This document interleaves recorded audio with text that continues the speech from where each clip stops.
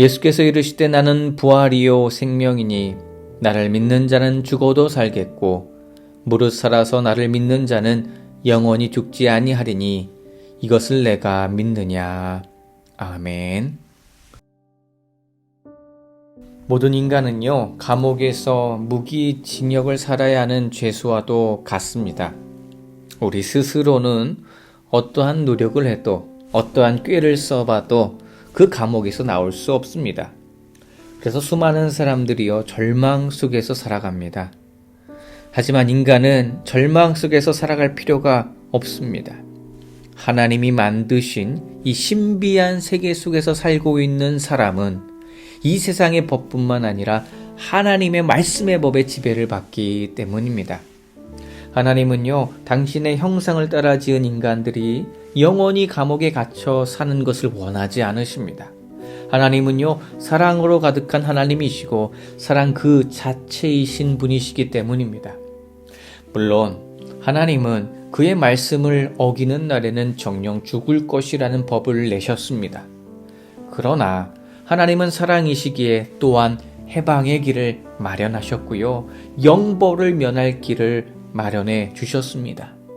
그것이 바로 성부 하나님께서 그의 독생자를 이 세상에 보내시어 인간의 죄값을 대신 치르게 하신 위대한 사건입니다. 인간은 모두 죄를 지어 영원한 형벌을 받아야 하지만 하나님은 자기의 죄를 깨닫고 예수 그리스도의 대속의 고난과 죽음과 부활을 믿는 자를 사면하시기로 작정하신 것입니다. 예수님께서는 완전히 죽어 썩어가고 있는 나사로를 살리신 것은요, 그 진리를 눈에 보이는 사건으로 증명해 주시기 위함이었습니다. 나사로가 죽어 무덤에 있은 지 나흘이 되었을 때 예수님께서 나사로의 누이들인 마리아와 마르다를 찾아오셨습니다.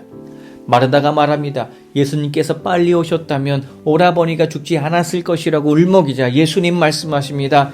나는 부활이요 생명이다. 나를 믿는 자는 죽더라도 살 것이다. 그리고 살아서 나를 믿는 자는 영원히 죽지 않을 것이다. 내가 이것을 믿느냐라고 물으셨습니다.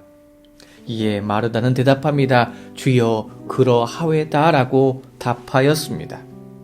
사랑의 하나님, 은총의 하나님, 그리고 그의 아들이신 성자 하나님께서 그의 대속적 고난과 죽음을 통하여 우리의 죄값을 완전하게 치루어 주셨습니다.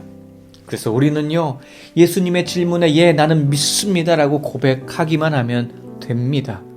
그런데 마르다와 같이 부활에 대한 믿음을 가질 수 있는 것은 나의 지성, 우리의 의지로 되는 것이 아니라는 것입니다. 오직 하나님의 은혜가 있어야 합니다.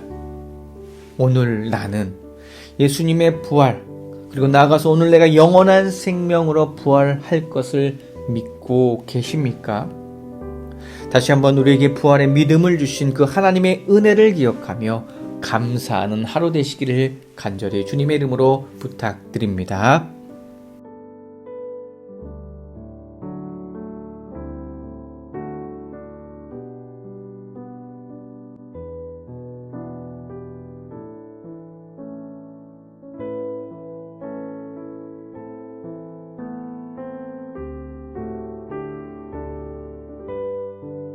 하나님 아버지, 오늘 우리에게 부활의 믿음을 허락하여 주심을 감사합니다.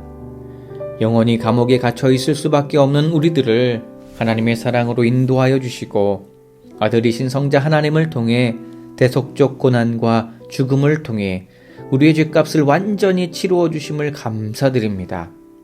사랑의 하나님, 은총의 하나님의 크신 은혜만을 붙들고 우리가 영원한 생명으로 부활할 것을 믿고 소망하며 부활주의를 맞이하게 하여 주시옵소서. 예수님의 이름으로 기도드립니다.